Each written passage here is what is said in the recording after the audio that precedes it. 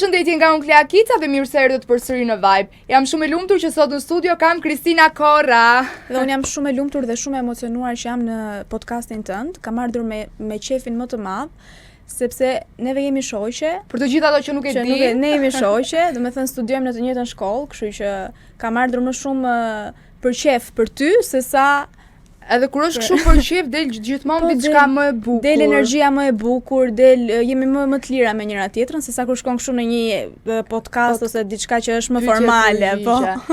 Emisioni quhet Vibe. Po. Çfarë vibe po t'jep ty? Në fakt po ndjej veten shumë mirë. Këtu e ftuar tek ty, por ka diçka që edhe më sikletos, sepse duke qenë se jemi shoqe, e di shumë mirë që ti mund të më ngacmosh ato pikat e dobta ku unë ndoshta nuk dua të përgjigjem ose i kamufloj nëpër situata të tjera, te ty nuk i kamufloj dot sepse jemi shoqe dhe ti mund të më ngacmosh në ato gjëra. Edhe unë prandaj të mora pikërisht ty Kristina, sepse ti je një vajzë përpos që je e bukur. Faleminderit.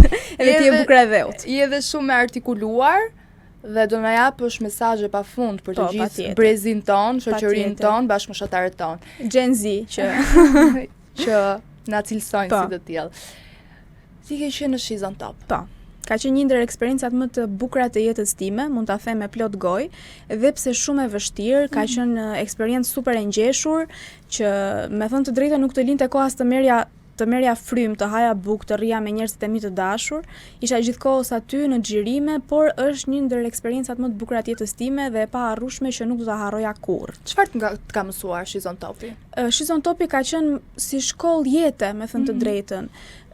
Nuk mund të them që ishte një eksperiencë që të mësonte vetëm të bukurën, të mësonte vështirësitë, të mësonte sfidat, të mësonte dhe konkurrencën midis gocave, të mësonte te pjesa e juris që ti duhet ishe gjithmonë atë perfeksionin tënd, kisha ato emocionet si do dal, inshallah nuk e eliminohem, të mësonte shumë gjëra, me thënë të drejtën. Një shkollë që mua më ka bërë të mësoj dhe se kush jam dhe se ku e cilësoj veten në ekran dhe në televizion. Se She's on Top ka qenë një shtys për mua për të futur në televizion, në botën e ekranit, duke qenë se kam theksuar gjithmonë që unë shkollën po e bëj për gazetari, e kam parë si një mundësi të artë për të bërë pjesë e ekranit dhe gjithë gocat mund ta shikojnë si të tillë, sepse realisht më erdhi mundësia e artë për të qenë pjesë e Top Albanias e She's on Airit, emisionit ku bëja pjesë.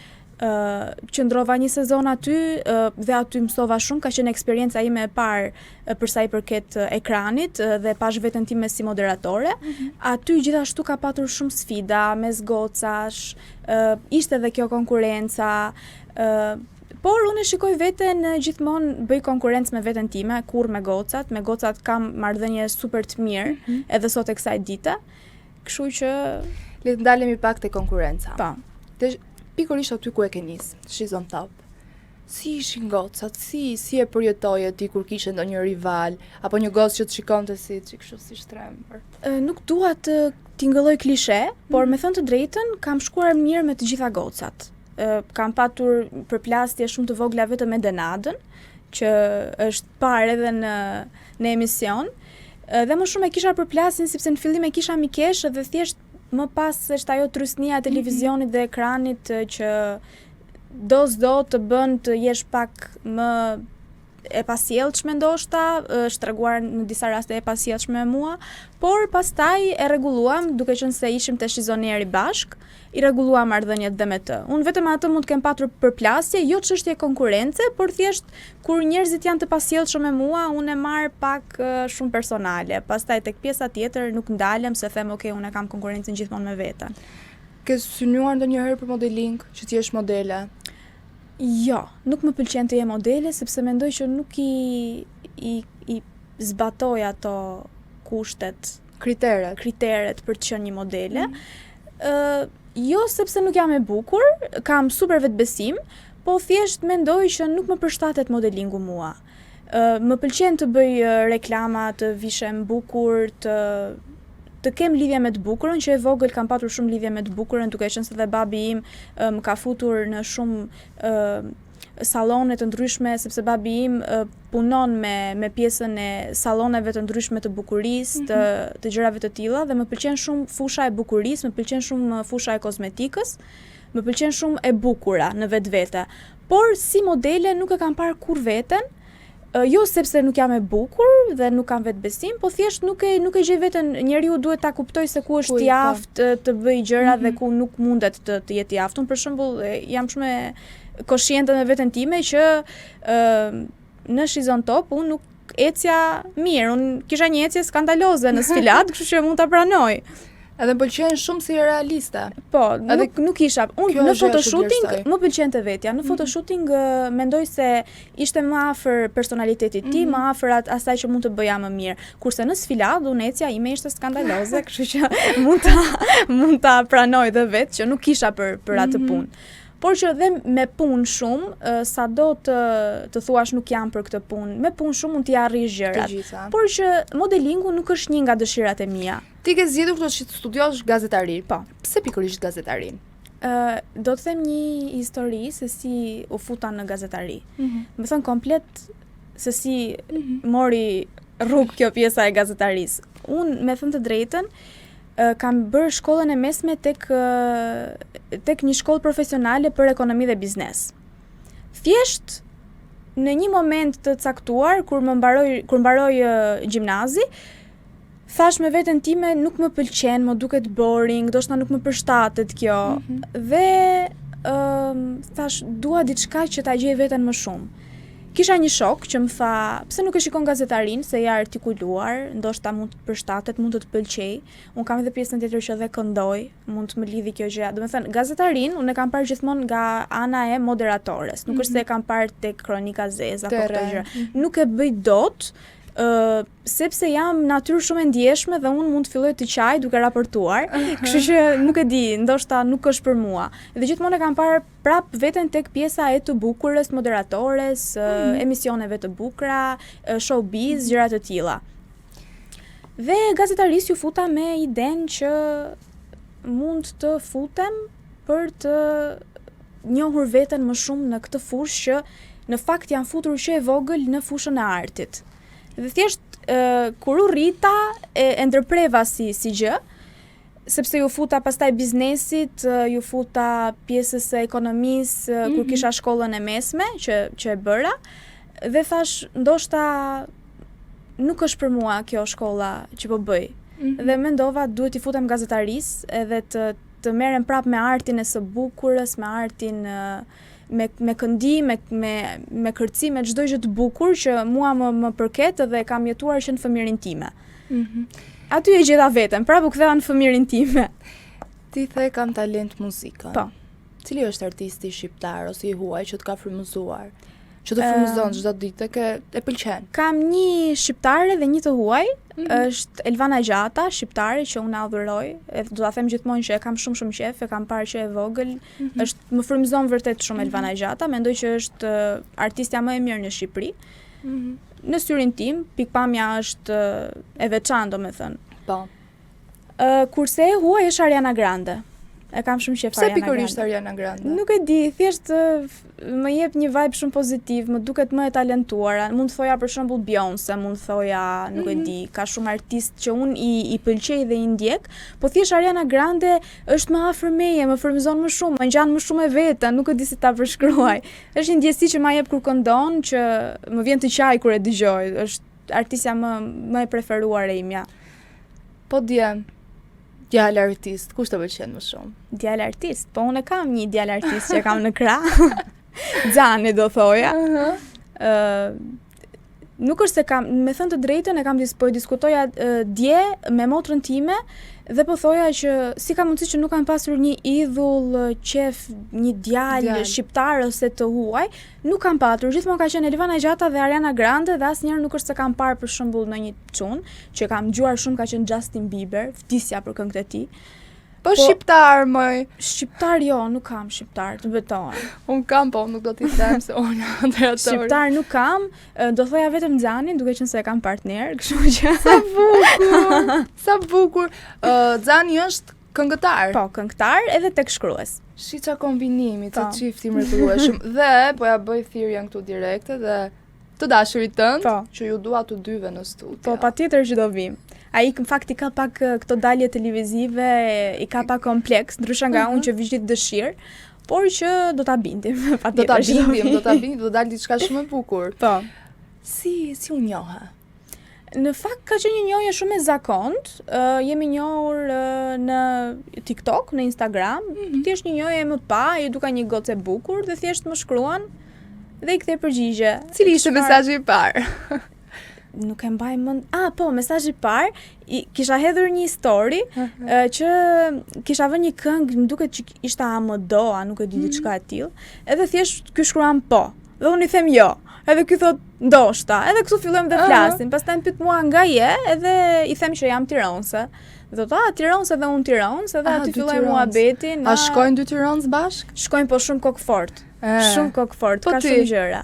Ti je kokfort. Jam kokfort, me thënë të drejtën, edhe unë edhe ai dhe kemi përplasjet tona, po nuk rrim dot pa njëri tjetrin dhe I sqarojmë gjithmonë. Jo, unë kam dëgjuar, me të dëgjuar, se nuk e kam provuar akoma që dashuria të zbut. Mund të them që atë ka zbutur më shumë se sa mua. Unë jam pak kokfort, jam. Nëse femrat duhet të jenë gjithmonë pak më. Ai është gjithmonë ai që e merr pak atë hapin për të më qetësuar, për të bërë gjërat. Cila është gjëja që të ka bërë më shumë për vete tek partneri? Te partneri im më ka bërë për vete që ka qenë I duruar me mua. Domethënë nuk kam parë kurrë një mashkull që I duruar me mua. Dhe nuk më jepte atë ndjesinë klishe të gjithë meshkujve shqiptar, më jepte një ndjesi komplet tjetër që thoja që më bënte përshtypje, më intimidonte dhe thoja okay, ky ka diçka ndryshe që ndoshta mund t'i jap një mundësi, kupton? Dhe kur dola me të, pashi kishim një super kimi me njëri tjetrin dhe thash, okay, më pëlqen dhe do ta mendoj për t'i dhënë një shans. Dhe kështu ndodhi. A mendon se u ka lidhur më shumë kjo pjesa muzikës? Jo, sepse unë në momentin që flisja me të, unë nuk isha as në ekran. Kam qenë, domethënë, para se të futesha në Shizon Top. Kam qenë ato hapat që sapo u futa në universitet, edhe mendoja për karrierën se si do vinte. Nuk është se isha e qartë se çfarë doja, isha pak në dyshime me veten time. Thjesht pjesa që ai këndonte dhe unë këndoja, ai nuk e dinte që unë këndoja në fillim, nuk është se ja kisha thënë se nuk doja të dukej sikur tani po këndojmë dhe hajde vëmë në bashkëpunim në një gjë, kupton? Se a shumë mund të dukej gjëja. E kam marrë vesh më mbrapa që unë këndoj edhe ka thënë që wow, unë kam dashur gjithmonë një partnere që di të këndoj, edhe ishte shumë e bukur si gjë. Do një bashkëpunim kemi? Po, kemi bashkëpunime, me thënë drejtën kemi bërë aq shumë demo, kemi punuar aq shumë në studio, por thjesht nuk na është dukur momenti I duhur për t'i hedhur këto projekte që kemi dhe po presim që të gjejmë atë momentin e duhur dhe t'i hedhim të gjitha avash avash, sepse kemi shumë demo, pafund projekte që duam t'i nxjerrim në momentin e duhur, në kohën e duhur, se disa janë, disa janë verore, disa janë dimrore, ndahen në kategori. Unë nuk I dija I mësova nga ai, se ai është pak më I dhënë. Se unë për shembull jam ajo natyra që hajde e bëm këngën, hajde ta hedhim, edhe nuk I shikoj shumë detajet. Ai thotë jo po është një gjë që nuk më pëlqen, jo po hajde ta rregullojmë. Edhe kështu I kemi zvarritur pak gjën që kur të jetë kënga perfekte, atëherë do ta hedhim. Po. Nëse unë personalisht jam në pritje. Po, patjetër që do ta hedhim. Kam shumë dëshirë të shoh çifte që duhen, këtë fëmin, këtë. Ja do të vim një ditë këtu, po isha nuk të zjebi në studio. Jemi larg zënkave. Po. Thej që para se të njihem me Xhanin. Po. Nuk kam qenë në ekran, nuk kisha marrë pjesë në ekran. Jo. Në fakt doja të di se sa mbështetës ka qenë ky, kanë qenë këto xhelozirat. Ka qenë shumë mbështetës dhe kjo më ka bërë ta kem më shumë për zemër. Sepse ishte ai personi që unë flisja për ëndrat e mia dhe më dëgjonte dhe thonte po ti mund ta bësh. Nuk është se ishte ai personi që thonte po mos e shiko Shizon Topin, mos çfarë do bësh ti modele, ti je gazetare, gjëra të tilla. Sepse ishte e pritshme ndoshta ta thonte sepse unë shkollën po e bëja për gazetari, nuk është se po e bëja për modeling. Por nuk e bëri këtë gjë dhe unë po e mendoja që ndoshta mos mund ta ketë problem këtë gjë që unë mund të futem në Shizon Top. Jo, nuk e kishte as pak problem, biles ka qenë mbështetja ime më e madhe dhe kam falenderuar në momentin që jam eliminuar nga Shizon Topi, e kam falenderuar, siç falenderova familjen, shoqërinë, falenderova edhe të, dhe kështu bë ajo buja madhe, Xhani, dashur I famshëm, që më morën dhe te Top Albania, më pyesnin, më ngacmonin për Xhanin, e thash okay, thjesht e falenderova, por që nuk I shpëton gjë audiencës edhe njerëzve, gjithmonë do gërmojnë. Gjithmonë. Kështu që ashtu siç po gërmoj unë tani. Jo, është me të vërtetë diçka shumë e bukur që në jetë të kesh një partner që në të vërtetë të mbështet në ëndrat dhe dëshirat tua. Që sot është shumë e vështirë ta gjejmë një partner që na mbështet, edhe më vjen shumë keq. unë Për të gjitha të vajzat? Po, është e vërtet. Është bërë shumë e vështirë të gjesh një partner që të mbështet, biles është bërë sikur çiftet po konkurrojnë me njëri tjetrin. E ke vënë re, domethënë janë në konkurrencë sikur unë me Xhanin, jemi konkurrencë tani kush është i suksesshëm. Dhe kjo gjëja në fakt nuk është as pak e drejtë, sepse një çift duhet të rritet me njëri tjetrin, nuk ka pse të bëj konkurrencë, unë jam më lart, ti je më poshtë, unë drejtoj, ti nuk drejton. Çdo gjë është komunikimi, është mbështetja, është mirëkuptimi me njëri tjetrin.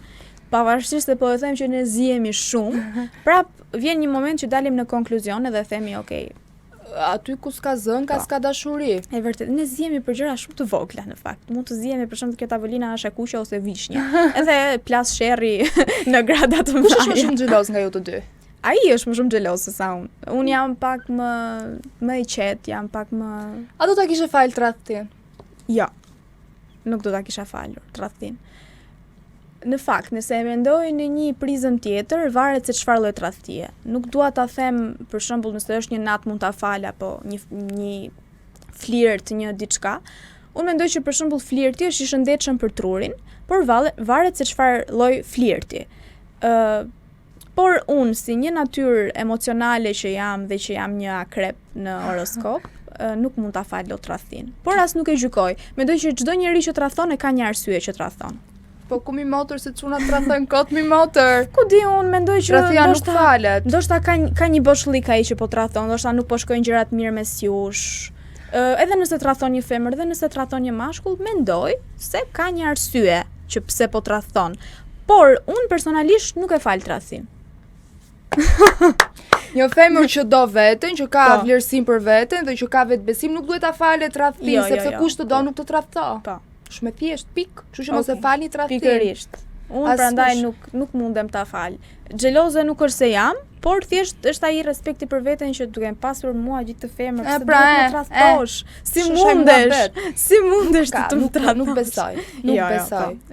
Unë nuk do ta falja kurrë, por nuk i gjykoj as ata që e falin dhe nuk i gjykoj as ata që tradhtojnë, sepse mendoj që pas asaj tradhtie fshihet diçka. Dhe ose asgjë. Diçka, nuk e di. Ose asgjë. Se shkon mashkulli i futi got, edhe s'maj men, nuk man men. Ashtu jo. Po ka edhe nga këto? Ka, sa dush. Kot. Se tradhtia kisha një të ftuar. Unë jam edhe kundër këtyre në fakt. Martesave ose lidhjeve shumë serioze në moshë të vogël, sepse ndoshta këta meshkujt duan të shijojnë atë rininë e tyre, edhe kur kanë një lidhje serioze nuk mund ta mbajnë edhe nuk mbajnë dot as veten kur janë në një klub, kur po bëjnë qef me shoqërinë dhe thjesht ndodh. Mendoj që një lidhje serioze duhet të bëhet në një moshë të pjekur kur ti e njeh veten, e di çfarë do, edhe je koshient për çfarë bën. Kështu që shumë e vërtet. Po, mendoj që gocat që janë shumë të vogla dhe meshkujt që janë shumë të vegjël, këto lidhjet serioze t'i shmangin. Mund të kenë flirte, mund të kenë gjëra të bukura të moshës, nuk po them që me atë të parin që do të vi do martohesh, se normalisht çdo njeri duhet të ketë atë eksperiencat e veta, por lidhja serioze, unë mendoj që duhet bëhet patjetër në një moshë të pjekur. Një lidhje serioze afatgjat ku ai dhe ajo janë koshient për çfarë bëjnë dhe nuk bien pre e hormoneve apo këtyre gjërave që ndodhin, tundimeve me pak fjalë që mund të ndodhin nga femra ose nga meshkujt të tjerë. Tani, për ta përmbyllur bisedën me se mos u ham sysh më gotë. Jo. Një mesazh. Një mesazh për partnerin tim. Partnerin. Xhani, faleminderit për ta kam thënë shumë herë faleminderit. Në fakt, po faleminderit për çdo suport dhe çdo mbështetje që ke dhënë për mua edhe të dua. Kleu po për spital. Po e dija mu që do më gacmote se jemi shoqe, unë prandaj thash që fillim. Kjo është shumë e bukur. Je shumë e mirë, je vajzë fantastike, ajo shumë e fat që të kanë jetë ty, por edhe ti që e ke atë padyshim dhe jam shumë e lumtur dhe të vlerësoj shumë që je një vajzë mirënjohëse. Faleminderit. Se sot shumë vajza janë mos mirënjohëse, është e vërtetë. Dhe kalojmë pak te vajzat materialiste. Po. Te e bukur kjo. Shumë e bukur. Çfarë mendimi ke për këto vajzat? Materialiste. Si fillim duhet të ndajmë njerëz se çfarë do të thotë materializëm. Këto që i shikojnë veç për lek, për makina, për varsa, për Rolexin. Këto pra. Po. Këto quajnë. Tani duhet të ndajmë standardin nga materializmi. ose lëviza mikrofon. Do me thënë çdo vajzë, jam shumë dakord që çdo vajzë të ketë standardin e vet. Patjetër. Do me thënë të ketë një standard për veten e vet, se ndoshta nëse është rritur në një familje shumë të mirë që është rritur si princesh, po them, nga babi dhe nga mami vet, pse duhet të vuaj, për shembull, po them të vuaj për bukën e gojës tek një person që nuk ka mundësitë mesatare për të jetuar. Por nuk jam dakord te kjo tafmaja, themun, tafmoja modhet le pa gjo, themin e Tiranësit. Nuk jam dakord me këtë tafman që duan makina super të shtrenjta, luksoze, ora, varse floriri, gjëra kështu. Nuk jam dakord. Unë mendoj që çdo njeri duhet kërkoj standardin e vet. Nëse ti je e pasur vet, po, mund të kërkosh një njeri të pasur që ti përshtatet standardit tënd. Nëse ti je mesatarisht jeton mirë, okay, gjej dikë që i përshtatet standardit tënd. Ose nëse nuk je fare, je e varfër, je cop-cop, se më të flasë kështu troç fare. Atëherë kërko standardin tënd prap. Do me thënë, çdo njeri duhet të punoj me veten fillimisht dhe të di se kush është vet për të kërkuar atë që i përshtatet. O Kristina, se kjo që është cop-cop, thotë të shi gjeni cop-cop tjetër, më shkoj edhe cop-cop, o vlla. Po ajo që është cop-cop mund të punoj me veten fillimisht dhe të rrisi veten ta çojë tek mesatarja që të gjejë dikë që është mesatarja dhe pastaj mund të ngren bashk. Do thënë puna bashk të bën për të ecur përpara. Bashkëpunimi në çift. Bashkëpunimi në çift, domethënë ti kur punon me veten tënde dhe e di shumë mirë se kush je dhe ku do të arrish, padyshim që ti je për kraj edhe për atë personin që do kesh në krah dhe do ecni të dy përpara me hapa të ngadalë dhe do shkoni aty ku të doni juve. Domethënë kjo është e gjitha sekreti se si ecin çiftet e suksesshme. Nuk është unë jam tani dola nga rruga, po gjej një person që ka makinë super të shtrenjtë dhe këta personat që kanë makina super të shtrenjta dhe varse floriri dhe këto gjërat makina budallishe, nuk është se do ja vënë syrin një personi që ndoshta nuk kanë se çfarë fitojnë. Patjetër që do kërkojnë një standard tjetër. Kështu që ose një përfitim, moj. Po, një përfitim. Ku di unë, nuk mendoj se këta që kanë shumë lek janë budallenj. Për të folur troç. Kjo është, po. Kjo. Por gocat që nuk punojnë vet dhe kërkojnë të gjejnë një mashkull me lek për të plotësuar dëshirat e tyre, jo, nuk jam dakord me këtë. Mendoj që një femër duhet t'i plotësoj vetes vet gjërat dhe mashkulli që do ketë në krah patjetër që mund t'i surprizoj, të jetë aty për to, gjithmonë mashkulli është provider, them unë. Por jo provider për një gotë që nuk punon dhe nuk e di se ku është. Shumë e vërtet, mami im gjithmonë më ka thënë që puno, shkollohu, e ka shkollën primare, s'ke çdo. Pastaj i ve gishin ku të duash ti. Ti je shkolluar, ti je përmbushur. Prandaj vajzat duhet të punojnë më shumë me veten e tyre, jam shumë dakord me ty. Fillimisht shkollohen, po. Domethënë niset nga vetja ajo gjithmonë. Atëherë krijojnë standarde. Pikërisht. Ti s'mund të kesh standard kur ti nuk e di kush je. Fiks. Kështu që prandaj nuk është se i gjykoj këto gocat që e kërkojnë një person me standard sepse kanë standard, por gjykoj gocat që kërkojnë një person me standard kur vetë nuk kanë standard. Shpresoj mos na shajnë në komente gocat, por që ky është realiteti i hidhur. Unë po them fakte. Nuk është se po i ofendoj, thjesht mund të përmbushësh veten tënde një herë, vajzë dashur, dhe pastaj të kërkosh një person. Dgjoj, vajzat e kanë kthyer se po dalim shumë. Po. Vajzat janë të mira, por që kemi dhe djem shumë të këqinj. Jemi shumë feministe neve që jemi këtu. Po, se mos dalim sikur jemi kështu. Jemi super feministe. Thjesht po flasim një realitet të hidhur që po ndodhet sot në gjeneratën tonë, në Shqipërinë tonë. Bravo. Edhe pastaj kemi dhe meshkuj që vinë me një makinë të mirë, na ngacmon. Na e xhiron aty. Po. A thu ti se është e vërtet kjo. Dhe ato makinat ndoshta i kanë edhe çokëve, janë të fare të vetat, kështu që. E bukur. Çuna, dhe ne kemi kuptuar lojën tuaj, siç nuk jeni ju budallenj, as ne nuk jemi budallaqe, kështu që dua të kaloj tek muzika. Po. E kishe pasion apo e keni tip trashëgimie? Unë me thënë të drejtën, kam familjen time që është marrë gjithkohës me art. Që ta nis nga e para. Se kur filloj kështu flas për familjarët, për emocionohem edhe ngatrohem me këmbët e mia edhe është shumë e bukur dhe ne duam emocion, duam të qeshura, duam muzikë, duam të gjitha. Po, patjetër. Atëherë jam rritur nga një familje që janë marrë me artë, me thënë të drejtën. Gjyshja ime nga ana e babit ka qenë tek asambli i shtetit valltare. Gjithashtu gjyshi im ka pas punuar në televizion. Ka qenë në televizion edhe gjyshi im. Gjyshi tjetër nga ana mamit ka qenë muzikant, ka mbaruar Akademinë e Arteve, instrumentist, i binte saksit. Gjithashtu dhe babi dhe mami im janë marrë me artë kur kanë qenë më të vegjël, ka qenë ajo periudha vitet 2000, vitet 90 që plasi dhe po kërkonin gjithnjë më shumë talente dhe kanë qenë me fat në atë kohë sepse nuk kishte njerëz. Tani është e vështirë të jesh një person i madh dhe të bëhesh aq i madh në aq pak kohë dhe të shikohesh nga të gjithë.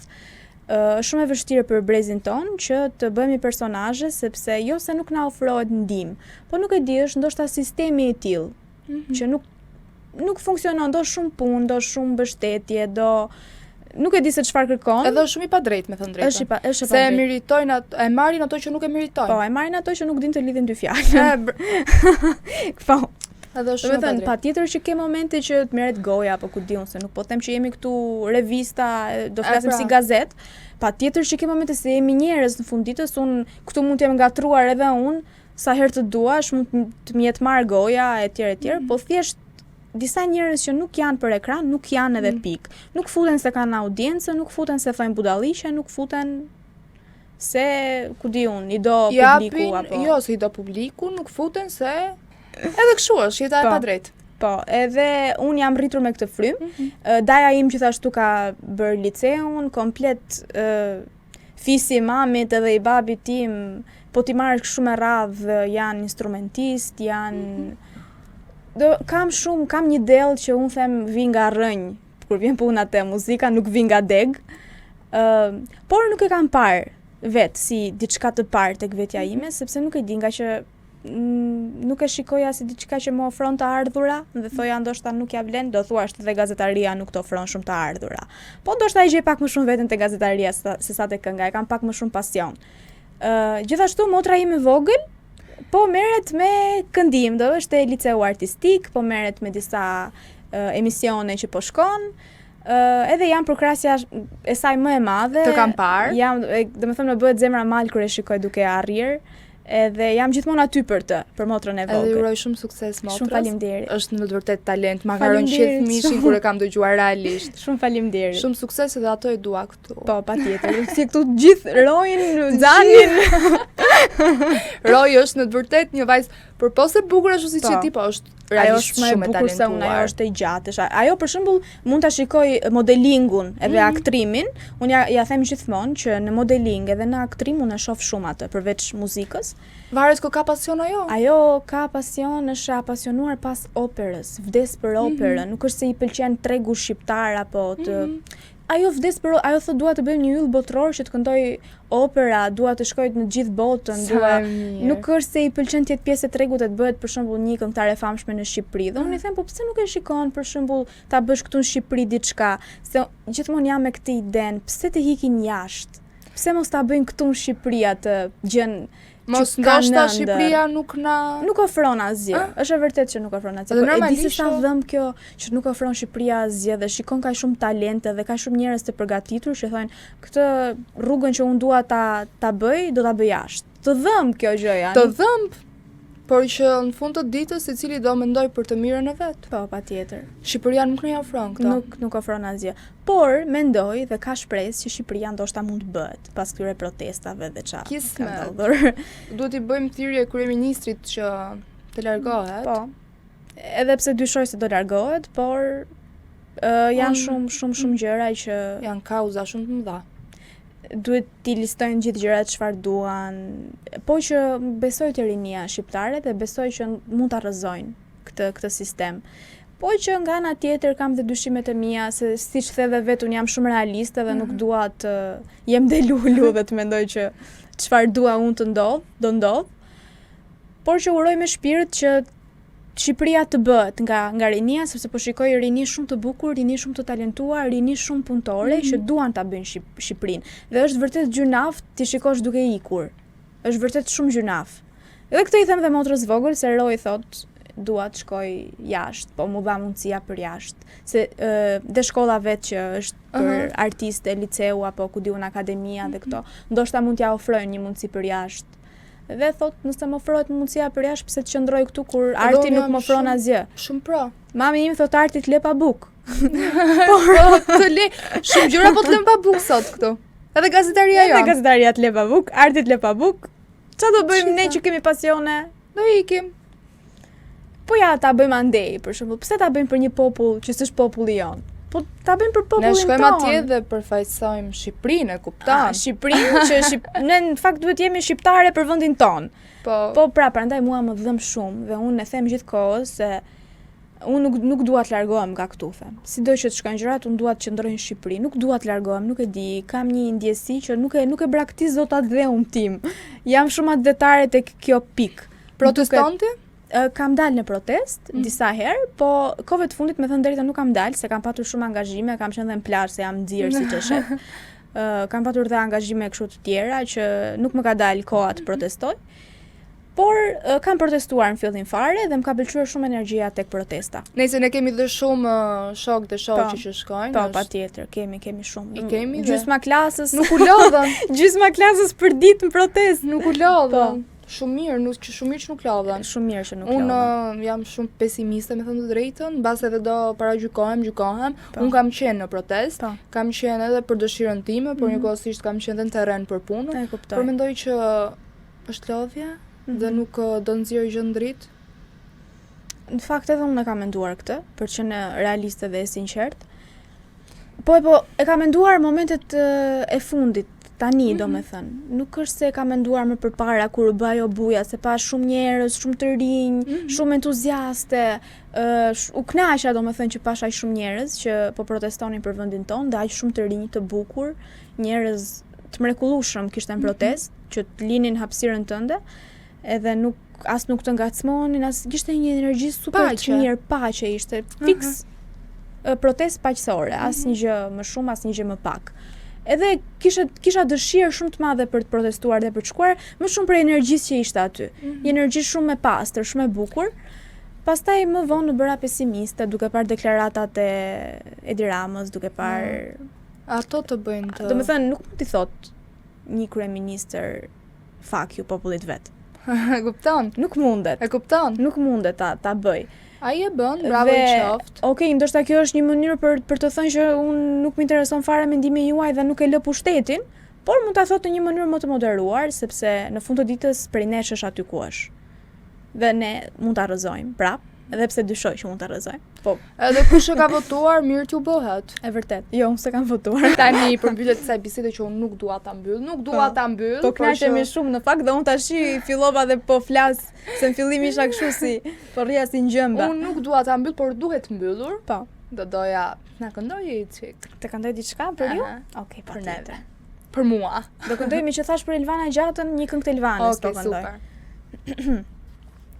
Një natë me shi, takoj në rastësi, në orë të vonë, një mikun ton, më thot misisht, duhet ta dish, se jeta e ti, nuk je më ti, dhe zemra ndal sa vite pa u par, dhe ndjenjat mizjon dhe frymën shtrëngon një fjal, dhe zemra ndal thot vetëm nga një fjal, se jeta ti nuk je më ti. Faleminderit. E kisha pak zërin keq, po. Shumë faleminderit. Shaja po ta lej për pastaj. Wow, më pushisit me lot, të drejta ime më jep dorë. Kjo ishte shumë e bukur. Wow, emocionua vërtet. Të falenderoj ekstremisht shumë. Ishte kënaqësi që falenderoj unë ty që më ftove, kam ardhur e emocionuar dhe shumë e lumtur, siç e thash në fillim, të kam shumë shoqe dhe kam ardhur shumë dashamirësisht këtu te ty, kështu që. Falenderoj shumë. Edhe unë.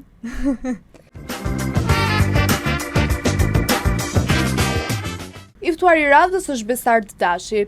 Besarti ka ardhur për të na treguar një histori shumë të bukur. Ai dëshiron që të jetë një aktor mjaft I njohur në Shqipëri. Besart, përshëndetje dhe faleminderit që erdha.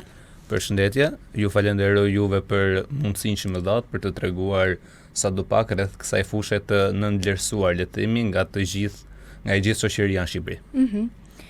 Kur e kuptove për herë të parë që aktrimi ishte pasioni yt? Le të themi lindi si diçka shumë aksidentale ose si diçka e kot mund ta quajnë shumica e njerëzve, sepse lindi thjesht si pasojë e dialogjeve ose detyrave që mësuesja na jepte kryesisht të luanin para klase. Dhe aty duke u bazuar në idetë e mia, duke u bazuar edhe që shoqëria ime e afërt I pëlqente këto ide, klasa qeshte dhe mora një farë motivimi dhe thash pse jo mos ta vazhdoj. Si është historia jote? Historia ime normalisht që nis thjesht si një ëndër, si një pasion I vogël që punohet dal nga dal me hapa të vegjël dhe arrin deri diku. Është thjesht si tip një ecje e vogël, por që ke lëvizur nga një vend në një tjetrin, nuk është se ke ngelur në vend. Kush ishte personi I parë që besoi tek talenti yt? Personi I parë që ka besuar tek unë, mund të them që ka qenë regjisorja dhe aktoria mirënjohur Joana Karaj. Pasi kur kemi punuar me atë shfaqjen e vjetshme, ajo na bëri të gjithë dhe ne të besojmë që me këtë fushë ne mund të ecim përpara. A ke pasur momente që ke dashur ta lësh këtë ëndër në gjys? Kam pasur momente normalisht sepse gjithmonë para gjykimit dhe nga njerëzit më të afërt, plus edhe para se të luanim këtë shfaqjen e dytë, isha pak në dyshim, sepse më bën një situatë që nuk më pëlqeu për pasionin dhe energjinë që kam unë për këtë fushë. Çfarë situata? Për shembull, provat nuk shkonin ashtu siç duhej.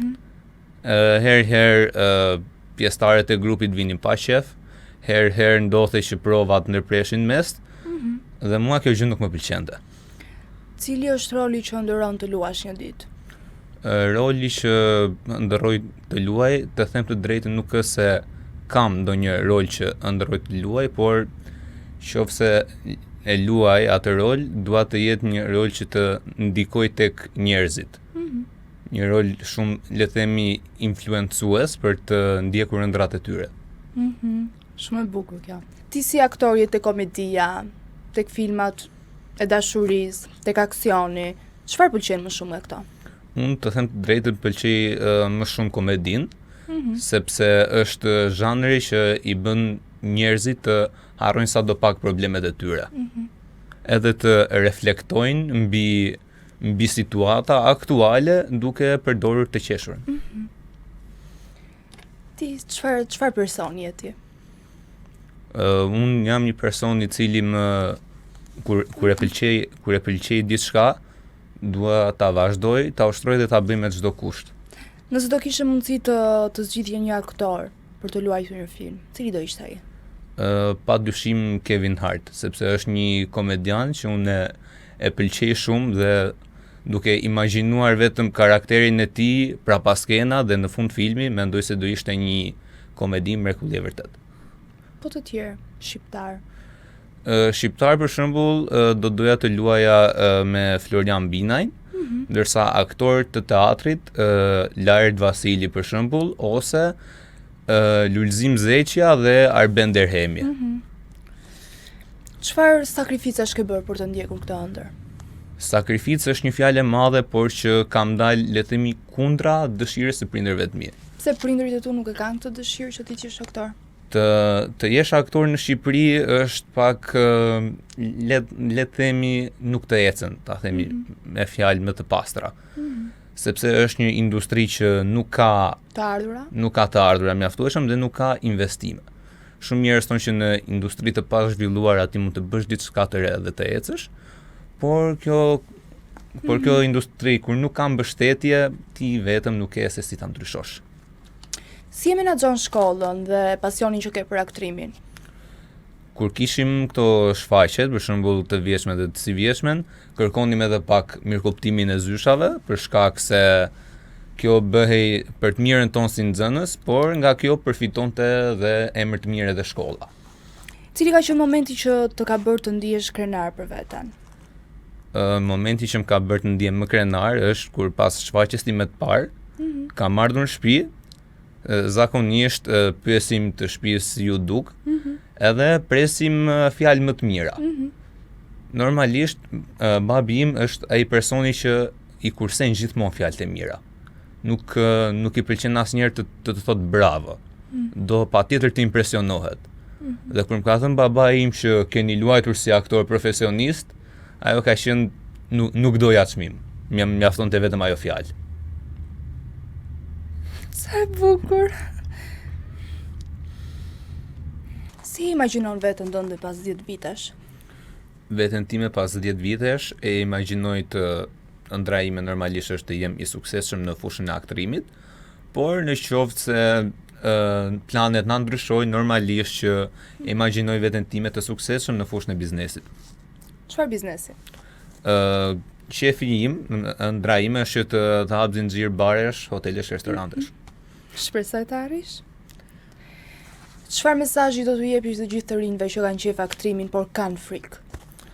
Frika e të rinjve në këtë fushë është gjithmonë paragjykimi. Dhe unë e di shumë mirë sepse më kanë thënë pjesëtar të grupit tim, por e kam pasur si frikë edhe vetë, çfarë do thonë njerëzit.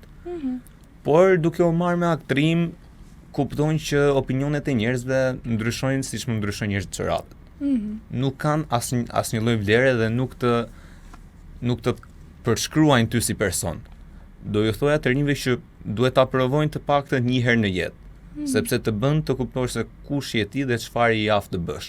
Por edhe të kulturon, sepse një shfaqje që mund të jetë një vepër, falni, që mund të jetë shkruar vite e vite më përpara, prapë është aktuale dhe sot. Cila është frika jote më e madhe si aktor? Frika ime më e madhe si aktor është që të dështoj para një publiku që pret shumë nga unë. Për shembull, nëse unë do të luaj një rol të rëndësishëm në teatr apo një rol të rëndësishëm në film, dhe pasi e jap atë rol, jap le të themi shpirtin tim dhe publiku të thotë që nga ky presim më shumë, për mua është frikë e madhe. Jashtëzakonisht frikë e madhe. Ke ndonjë rol që mendon se të ngjason me karakterin tënd, me tipin tënd? Me tipin tim kanë qenë pak a shumë rolet që kam pasur, ose janë pikërisht ato që më karakterizojnë mua, por duke marrë parasysh që unë jam ndonjë person që herë hutohet ose herë e kap ajo rrjedha e turmës, mendoj se mund të më ngjajnë pak, por jo komplet. Jam shumë kurioze të di si reagon kur dikush nuk beson te ti. Reagimi im është thjesht një gjë e tillë. Unë ja shpjegoj arsyet e mia, ëndrat e mia, pasionet e mia, thotë nuk besoj se ti mund ta bësh. Okej, thjesht i lë një afat saktuar kohë dhe i them do ta shikosh me kalimin e kohës. Çfarë do të thotë suksesi për ty? Suksesi për mua nuk janë vetëm parat. Suksesi për mua është që ti pas disa kohësh të kesh një familje, të jesh pjesë e një familje të lumtur, të rrethohesh nga njerëz që ta duan realisht të mirën dhe që e kanë provuar këtë gjë. Ky është suksesi vërtet për mua, përveç pjesës së parave që të gjithë besoj e duam nga pak. Normal është që nëse do të kthehesh pas në kohë, çfarë do t'i thoje vetes tënde 10 vjeç? Vetes time 10 vjeç do t'i thoja që bëj çfarë ndjen se është më e sakta për ty. Normalisht jo të kalohet limiti, duke kaluar në ekstremitete, por në qoftë se do të bësh diçka, do të marrësh pjesë në një aktivitet, po shikon për emisione për fëmijë, provoje, pse jo? Sepse më përpara ishte thjesht kjo, po se s'ka gjë, po se nuk ja vlen, çfarë do ndryshoj? Por të ndryshon realisht me të vërtetë. Cila është ëndra më e madhe që s'ja ke treguar askujt? Ëndra më e madhe që s'ja kam treguar askujt. Është bërë se më është bërë ndonjëherë nga njerëzit e mi më të afërt, por ëndra më e madhe këto janë, di përmenda pak më parë. të jem pjesë e një familje të lumtur dhe të kem një karrierë të suksesshme në fushën që unë dua. Jo domosdoshmërisht të bëhem i pasur nga kjo, por të kem një karrierë të suksesshme. Asa njerëzit mezi presin të shikojnë filmat e mi ose shfaqjet e mia teatrore. Për kë lufton çdo ditë? Unë luftoj çdo ditë normale për veten time, por parësore është familja ime, sepse unë e di shumë mirë që prindrit e mi kanë bërë një sakrificë për të ma mundësuar mua të ndërroj këtë gjë. Unë e di shumë mirë se prindrit e mi nuk ka pasur kohë për ëndra.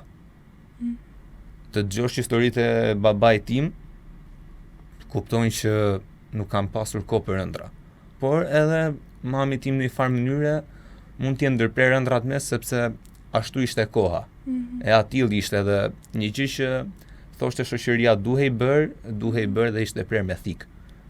Di shumë mirë paragjykimet, sfidat që ata kanë kaluar për të na sjell ne në pozicionin që ata do të ndronin të ishin.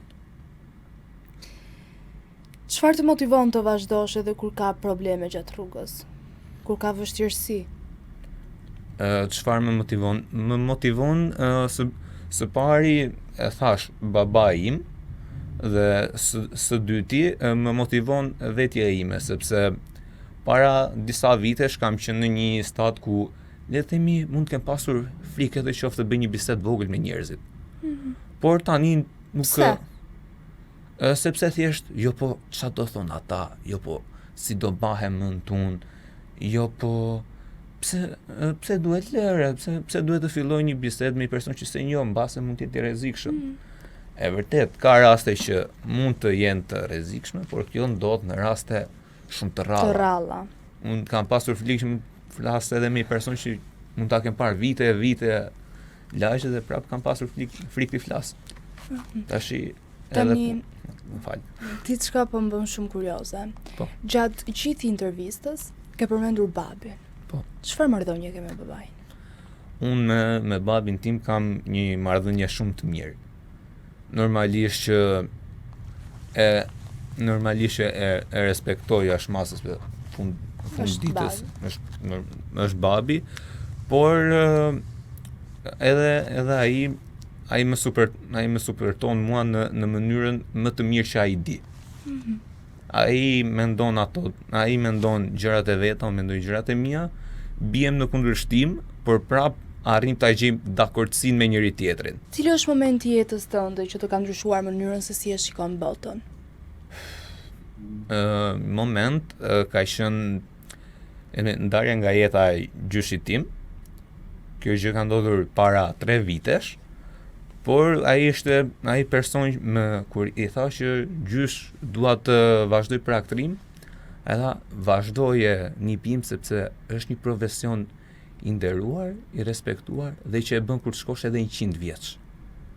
Edhe mua ajo më ka ngelur ndonjëherë kur kam pasur vështirësi tek shfaqjet, vetëm ka ardhur kjo fjali ndërmend. Është profesion që e bën 100 vjeç, nderuar, respektuar. Dhe duke marrë parasysh që gjyshi im do e kishte një ëndër të shikonte nipin e vet televizor. Po sa djali mirja?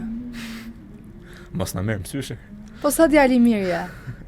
Është rrallë që të shohësh një djalë kaq të mirë dhe të sakrifikoj dhe të punoj për të bërë familjen krenare. Veten time do e konsideroja si një person që normalisht si gjithë tjerë është i aftë të kalojë edhe limitet për njerëzit që ai do. Për paktën njerëzit që e kanë provuar. Sepse njerëzit që kalojnë në jetën tonë janë të shumtë. Por ti duhet t'i vësh re mirë kush janë ata që ja vlen të mbahen sa për një kafe, kush janë ata që ti mund të shikosh vetëm interesin tënd, dhe kush janë ata që thua, po, unë për këta mund t'i dilja dhe plumbit para. Ishte shumë kënaqësi. Dhe shpresoj të uroj shumë sukses edhe ty do t'ja dalësh. Ju falenderoj shumë për mundësinë që më dha për t'i dhënë sa do pak le të themi sa të pak vëmendje kësaj fushë dhe për suportin.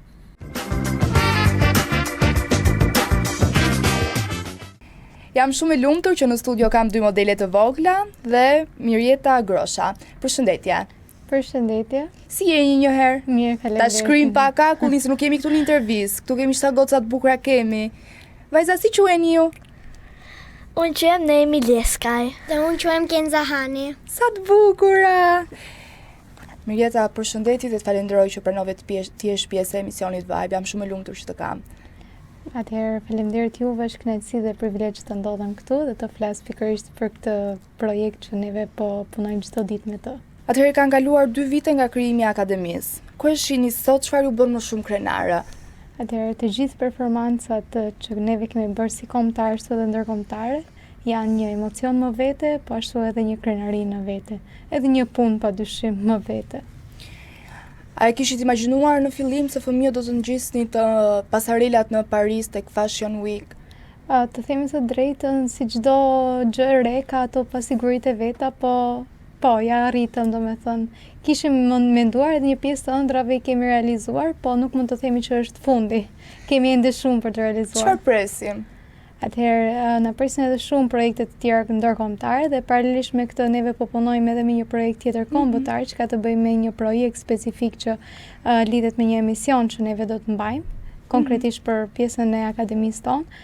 Edhe ky emision ka 3 gjëra mix, që është baleti, modelingu edhe aktrimi, që do startoj shumë shpejt. Sa shpejt? Ta kemi pak a shumë ide për të gjithë që janë të interesuar ta dinë. Pritet që brenda e muajit ose maksimum muajin e ardhshëm të startoj. Edhe është diçka shumë e bukur, është një risi tepër e madhe. Po, patjetër. Të na përfaqësojnë kaq vajza të bukura. Çfarë moshe përmban akademia? Atëherë akademia përfshin moshën 4 deri 14 vjeç, përfshir vajza dhe djemt. Deri tani për momentin interesin e lartë kemi patur të vajzave. Po, padyshim që janë të mirëpritur edhe djemt. Cilat mosha marrin më shumë pjesë? Atëherë marrin pjesë të gjithë fëmijët, padyshim më së shumti, tek mosha 6 deri 11 është pak më shumë fokusi. Si një mesatare e përgjithshme, nëse mund të themi. Në fakt unë jam shumë kurioze të di se çfarë do të thotë për një fëmijë që të performojë në një event kaq prestigjioz, le ta quajmë? Ka shumë punë për të arritur aty.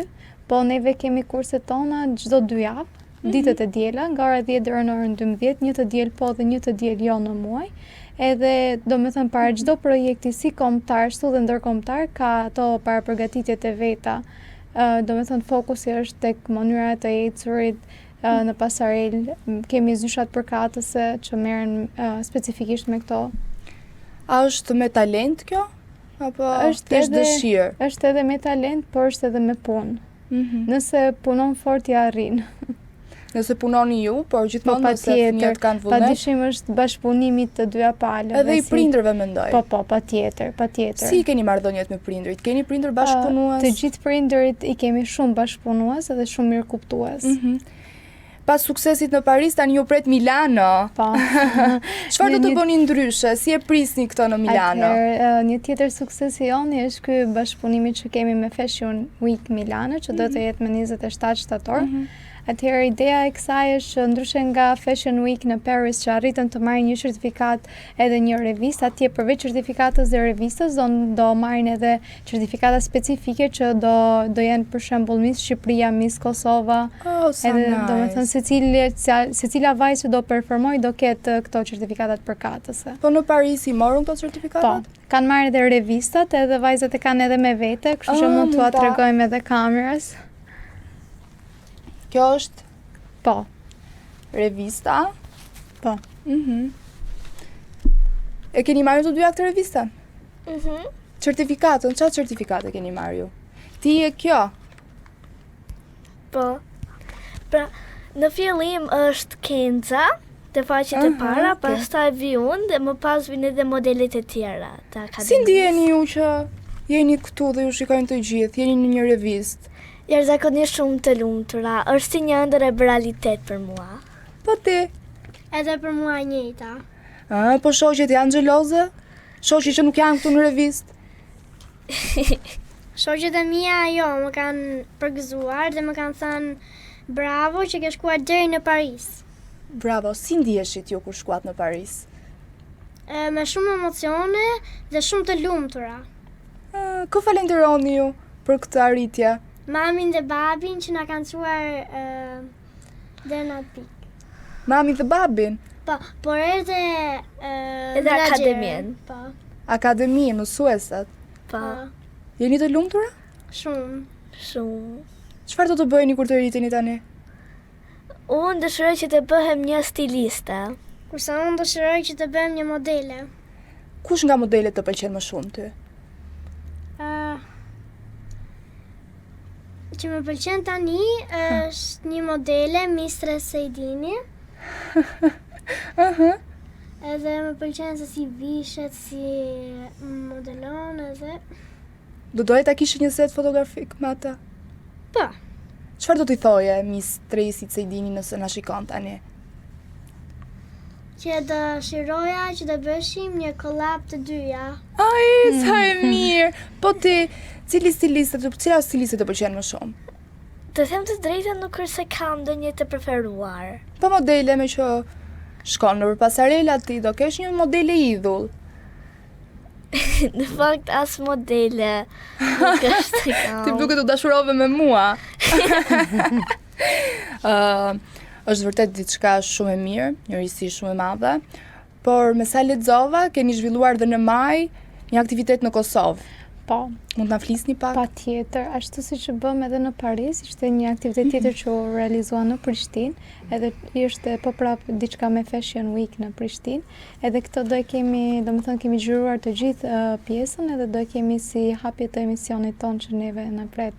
Kjo do jetë edhe parahyrje e emisionit, pjesa e performancës që neve kemi bërë në Prishtinë. Ju pak më parë thatë që akademia do përfshi aktrim, modeling, balet. Po. Si u lindi kjo ide? Atëherë këto janë 3 aktorë që le të themi plotësojnë njëra tjetrën, si baleti, si aktrimi, po ashtu edhe modelingu, janë 3 aktorë të mbledhur bashkë, edhe që le të themi mund të nxjerrin diçka të bukur, përfshi vetbesimin, qëndrimin, emocionet. Ato doja të thoja, si ndihmojnë këto disiplina fëmijët në zhvillimin e tyre artistik? Padyshim se cila performancë ka emocionet e veta dhe paralelisht me emocionet ka edhe ato fitimin e besimit në vete për të arritur edhe për t'ja dalë. Çfarë ndërroni të shihni akademinë të ari pas 5 vitesh? Atëherë, patjetër që ashtu siç përmenda edhe më parë, përveç sukseseve që kemi arritur që janë me të vërtetë të kënaqshme, si çdo gjë tjetër, sukseset domethënë nuk kanë fund dhe nuk mund të themi që e mbyllëm këtu. Edhe padyshim që shohim shumë projekte kombëtare dhe ndërkombëtare, suksese me emisionin dhe gjëra të tilla si këto. Si u pritën fëmijët nga publiku dhe organizatorët në Paris? Të them të drejtën, jemi ndjerë shumë të mirë pritur. Paraprakisht neve kishim bërë marrëveshjen lidhje me këtë projekt dhe jemi ndjerë jashtëzakonisht shumë të mirë pritur atje. Tani në shtator ju pret sfida në Milano, le të quajmë. Sfida, emocioni, privilegji, gjitha bashkë. Të gjitha bashkë, miks emocionesh. Po. Çfarë mund të na zbuloni më shumë për këtë projekt tani këtu? Atëherë, ashtu siç thash, është pikërisht me datën 27 shtator. Ka pjesëmarrje nga vende të ndryshme ndërkombëtare, edhe patjetër presim të marrim sa më shumë certifikata si Miss Shqipëria dhe Miss Kosova. Unë doja të di se si zbulohen talentet e reja dhe çfarë kërkoni të një fëmijë që dëshiron t'i bashkohet akademisë. Atëherë çdo fëmijë i cili ka dëshirë dhe vullnet për të punuar, mund t'i bashkohet akademisë. Domethënë të gjithë fëmijët pa dallim, për duke marrë parasysh moshën 4 deri 14 vjeç, të gjithë fëmijët janë të mirëpritur, do kanë zyshën specifike e cila merret domethënë me punon për qëndrimin, ecjen, vetbesimin, për gjitha bashkë edhe patjetër që ja arrin. Dhe nuk është se kemi patur një fëmijë që ka dështuar ose le të themi nuk ka patur sukses. Të gjithë fëmijët që janë pjesë e akademisë kanë arritur të ngjiten në skena shumë të larta. Tani për mbyllje të bisedës bashk, do doja një mesazh për të gjithë prindërit që fëmija të ndjek ëndrrën e tyre nëse e kanë pasion gjithmonë ose dëshirë modelingun dhe çfarë i pret me modelingun. Atëherë ashtu siç përmenda edhe pak më parë, është diçka shumë e bukur, patjetër që të gjithë fëmijët mund t'i bashkohen modelingut, nga të gjithë vendet e Shqipërisë janë një mundësi shumë e artë për të gjithë, është vetëm 2 herë në muaj, edhe ditave të diela, kështu që patjetër mund t'i bashkohen nëse fëmijët e tyre e kanë me pasion, edhe do ngjiten në skena shumë të larta dhe i siguroj që do kenë shumë suksese së bashku me akademinë tonë. Tani unë si kuriozi që jam, sa është tarifa e akademisë? Atëherë tarifa varet tek edhe nga projekti, sepse për projektet ndërkombëtare ka një tarifë tjetër, për projektet kombëtare ka tarifë tjetër, varet edhe nga disa faktorë të tjerë. Do me thënë nuk mund të them specifikisht një tarifë, sepse janë disa faktorë që mund të përmblidhen.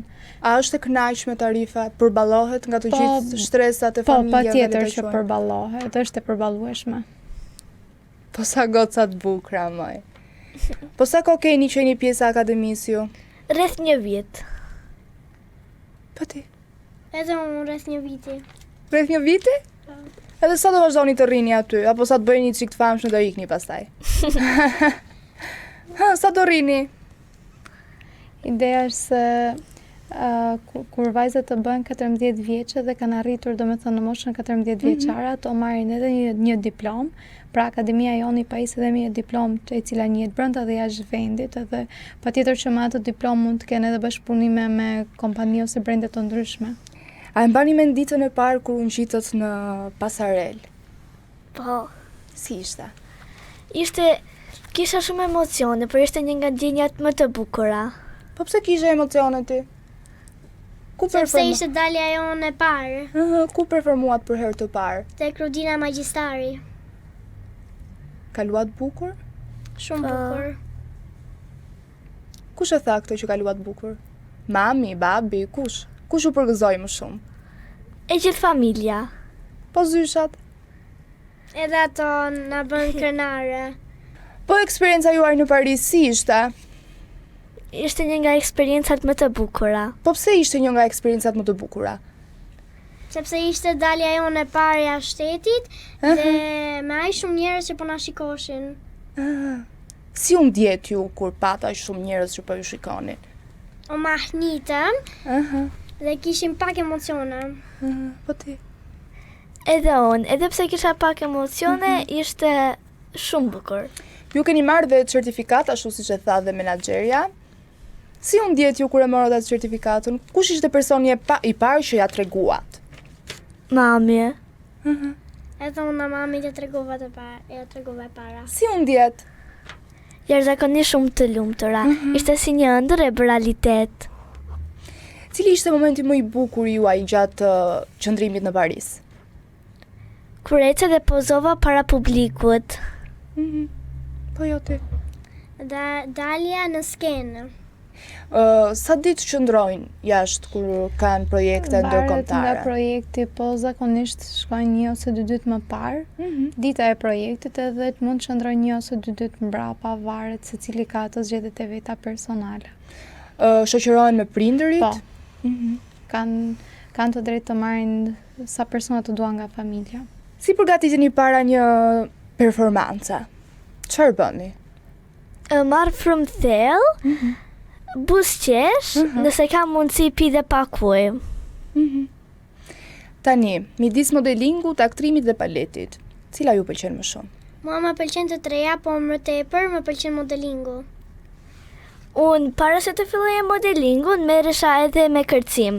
Aktualisht merrem edhe me modeling edhe me aktrim, prandaj unë nuk i ndaj dot të treja. Çfarë ju ka mësuar akademia më shumë? Si të kemi vetbesim edhe si të qëndrojmë. Tani dua të di se si ndjeni kur publiku ju duar troket. Është një nga ndjenjat më të bukura. Shumë emocione dhe shumë e lumtur. Keni qarë ndonjëherë para se dini në të performoni? Jo, të them të drejtën jo. Jo, asma. Se unë jam pak qaramane kështu kur shikoj që s'po shkon diçka mirë ose kur bëhen pak me nerva qaj. Nuk qani ju? Ja. Unë varet nga Po si mund t'jetë ai rasti që të bëj të qajsh ti? Ka se mund të qash ti? Nuk e di? Nuk qaj për të përrohem kur të bëj një gabim. Ua, po, e diti që po bërë një gabim mëson nga i gabim. E diti që nuk ka njëri që nuk gabon. Të gjithë gabojmë. Por, e rëndësishme është që nga gabimi që bëjmë të marrim një mësim, që mos gabojmë prap. Edhe ju jeni goca shumë të vogla dhe nuk quhen gabim ato për ju. Po unë doja të di se cili është personi që unë mbështet më shumë në këtë rrugtim. Për mua është e gjithë familja. Po për ty. Edhe mua gjithë familja. Tani unë dua të di se cila është ëndra juaj më e madhe. Për mua është që të bëjmë një stiliste e famshme. Mua është të bëjmë një modele shumë e famshme dhe të... Nëse do të kishit mundësi të performonit përsëri ndërkombëtarisht, cilin vend do zgjidhnit? Ne do të zgjidhnim Milanon, sepse është një vend shumë i bukur. Dhe aty do të kënaqeshim shumë. Po, është një nga vendet e para që të vjen ndërmend kur mendon për modën. Tani unë doja të di se çfarë do t'u thoshi të gjithë fëmijëve që duan të merren me modeling, aktrim dhe balet. Gjithmonë të ndjekin ëndrrat e tyre dhe mos i ndalojnë. Unë do i thosha që edhe nëse kanë emocione, ta provojnë. Jeni shumë të mira. Faleminderit. Edhe uroj që ti të bëhesh një stiliste. Faleminderit. Që të na stilosh dhe neve, mua.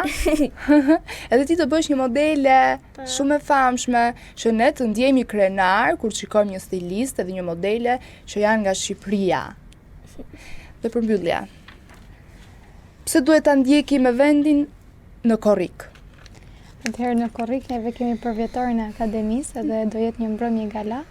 Do ketë edhe ndarje çmime specifike për secilën nga vajzat që kanë marrë pjesë në modeling. Edhe do jetë diçka shumë e bukur dhe shumë emocionuese, kështu që ju mirëpresim. Ku do të mbahet? Tek teatri i Kukullave. Ju uroj shumë sukses, ishte shumë kënaqësi që u kisha sot në studio dhe sa më lart. Kënaqësia është e jona, faleminderit. Goca, suksese. Faleminderit. Ja pra kështu erdhi fundi këtij programi, bashkë do të shihemi sërish nesër në orën 11 në Vibe me Klakicën. Mirupafshim. Ju pëlqeu kjo video? Atëherë bashkohuni me ne. Na ndiqni në Instagram, Facebook dhe TikTok dhe bëni subscribe në YouTube. Klikoni like dhe share dhe aktivizoni njoftimet për të mos humbur asnjë video të re. Faleminderit për mbështetjen.